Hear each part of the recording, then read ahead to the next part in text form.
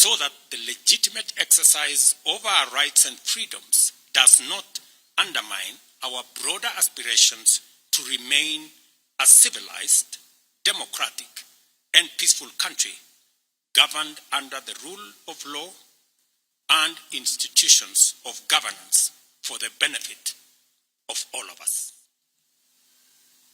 Over the last 1 month, the livelihoods and property of many innocent people have also been destroyed, plunging them into destitution and jeopardizing the welfare of their dependents. The government of Kenya will equally take measures to support these Kenyans on the path to recovery of their businesses. I direct the relevant ministries to obtain, verify, and provide accurate data to facilitate appropriate government action within the next 30 days.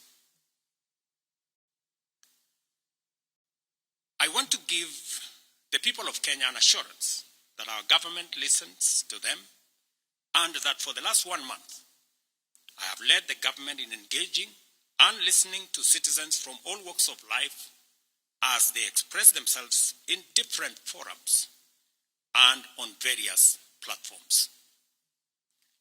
What has emerged as the foremost national concern requiring urgent and decisive action is the vexing matter of corruption and the non-negotiable desire for accountable leadership and integrity in governance.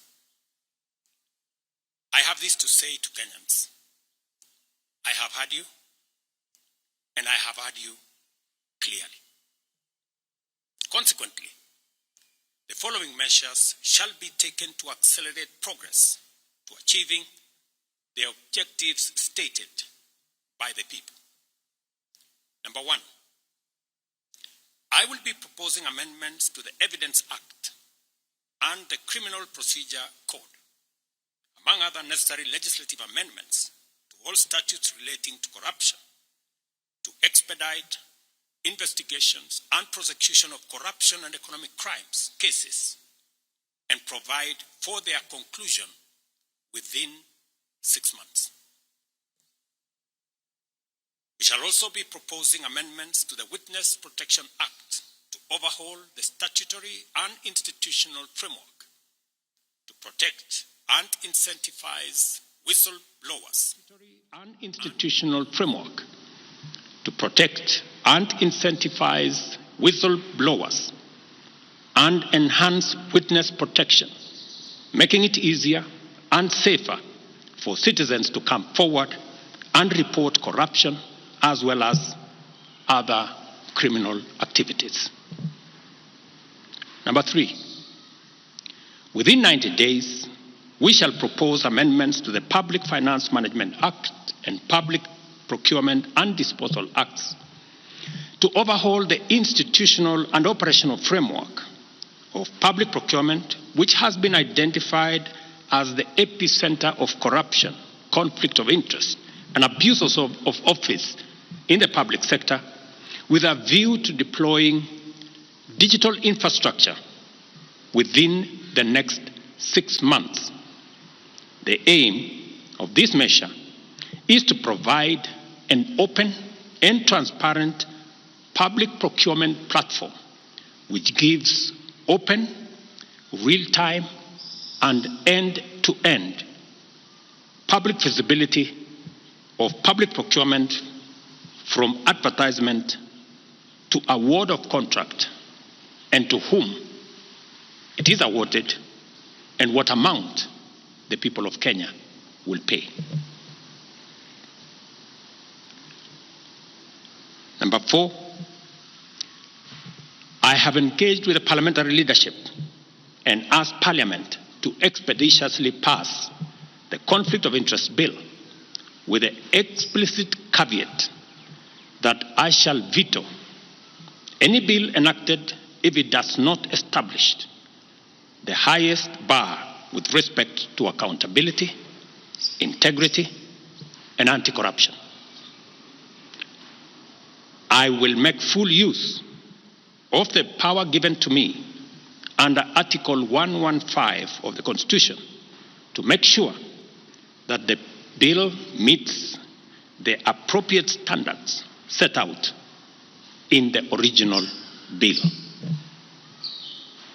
Number 5, while fully respecting the independence of the national justice, law, and order institutions, and pursuant to a commitment to consult and collaborate in leveraging their institutional capabilities in effective, expeditious, and conclusive investigations in respect of all active cases, it is essential for these institutions to provide a time frame to the people of Kenya, because that is what the people of Kenya want, within which proceedings shall be concluded, and the same timelines clearly communicated to the public.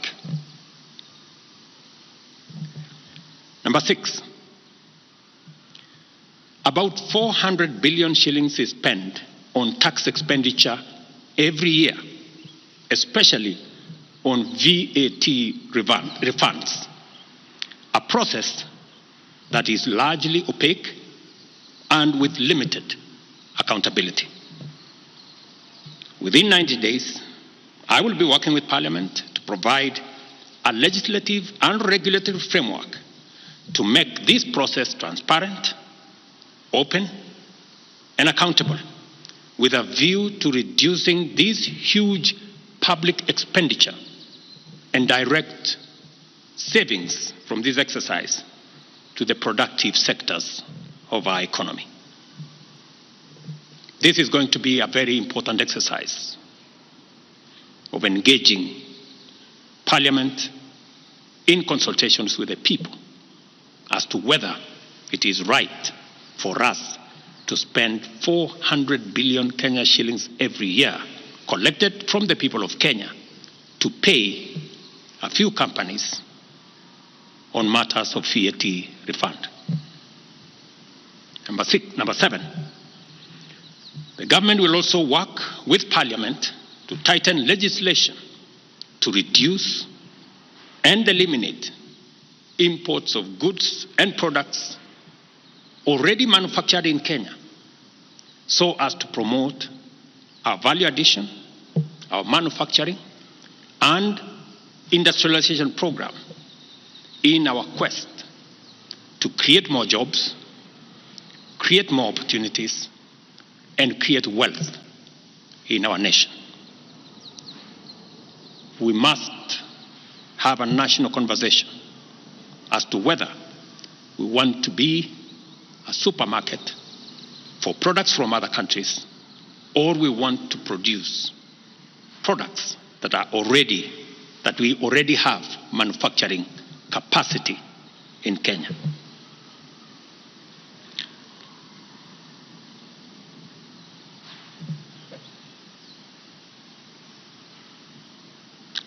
In my last address to the nation, I undertook to consult a broad spectrum of stakeholders from all sectors, levels, and regions in order to constitute a broad-based government.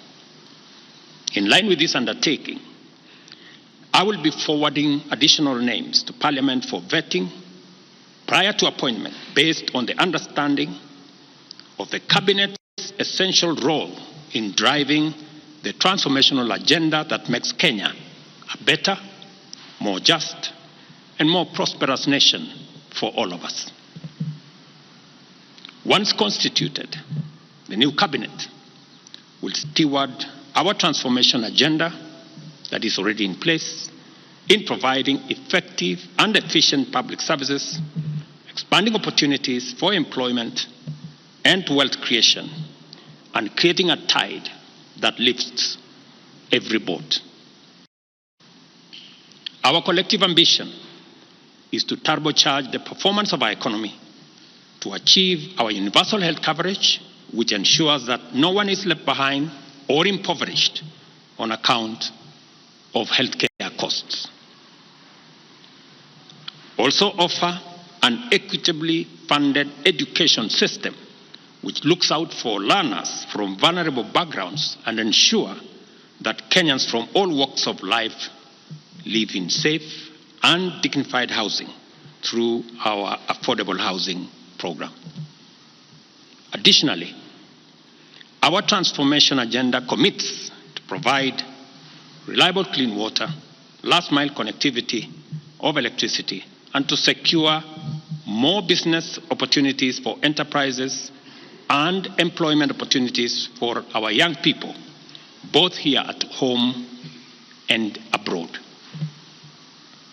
Our explicit aim is to transform Kenya into a middle-income society, and it is essential for us to urgently mobilize adequate resources to fund these necessary programs and projects. Consequently, after extensive consultations, I have nominated the following persons for consideration and approval by the National Assembly for appointment as Cabinet Secretaries. I commend the leadership of diverse organizations, both in public and private sectors, including political parties, for their encouraging response to my outreach to consult on forming a broad-based government. Their willingness to set aside partisan positions and interests in order to join a visionary partnership for the radical transformation of Kenya is a historic gesture of their patriotism. I know and I understand acutely the huge expectation of the people of Kenya on me and this administration. And I equally understand that that responsibility can be made easier if we work together as a nation. And as I said, the opportunity we have to work together across political lines, across different divisions, is much more greater than the challenge and the crisis we have in our hands. I take this opportunity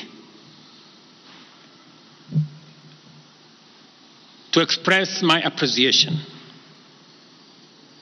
for their commitment and reiterate my pledge to engage alongside them in a national conversation that is inclusive, citizen-centered, and aimed at consolidating and accelerating the actualization of inclusive growth and national transformation.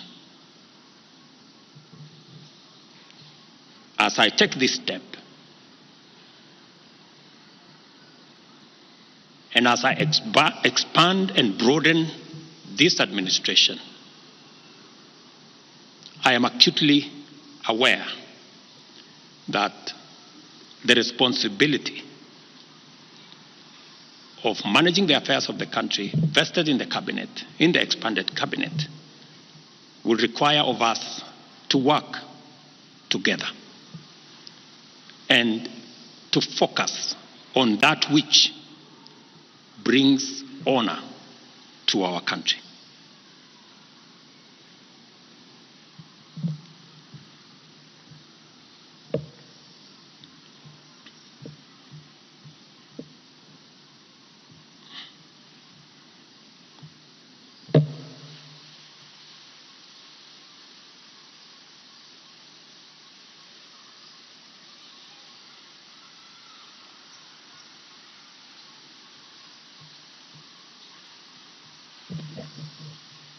I will shortly give you the list of my nominees.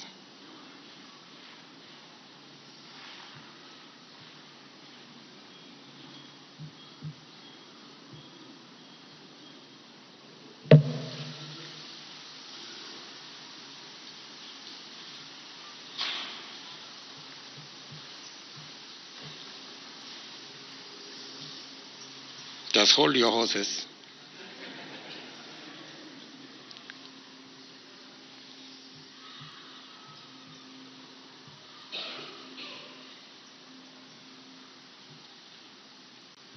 Just hold your horses.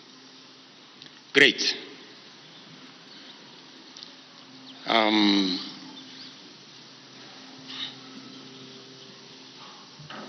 Oops.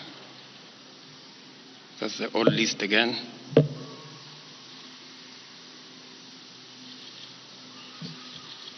Where did it disappear?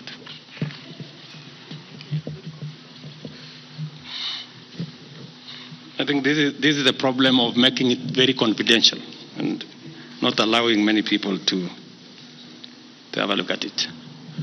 As you're all aware, the list I sent to the National Assembly, I have since amended so that Roslinda Soipan Tuya now goes to the Ministry of Defense. The Honorable Aden Baredwale moves to Environment, Climate Change, and Forestry. I have now forwarded the name of John Mbadi Ngongo to the Ministry of National Treasury and Economic Planning. Salim Mvuria Mgala, Ministry of Investment, Trade and Industry. Ms. Rebecca Miano, Ministry of Tourism and Wildlife. The Honorable James Opio Wandai, Ministry of Energy and Petroleum. The Honorable Onesmus Kipchumba Murkomen, Ministry of Youth Affairs, Creative Economy and Sports. The Honorable Hassan Joho, Ministry of Mining, Blue Economy and Maritime Affairs. The Honorable Dr. Alfred Nganga Mutua, Ministry of Labor and Social Protection. The Honorable Wycliffe Ambetsa Oparanya, Ministry of Cooperatives and Micro, Small and Medium Enterprise Development. The Honorable Justin Bidan Njoka Muturi, Ministry of Public Service and Human Capital Development. Madam Stella Soy Langat, Ministry of Gender, Culture, Arts and Heritage. I am still working on the other pending nominees, and I will be announcing them shortly. Thank you very much. God bless you. God bless our great nation, Kenya. Asanteni sana.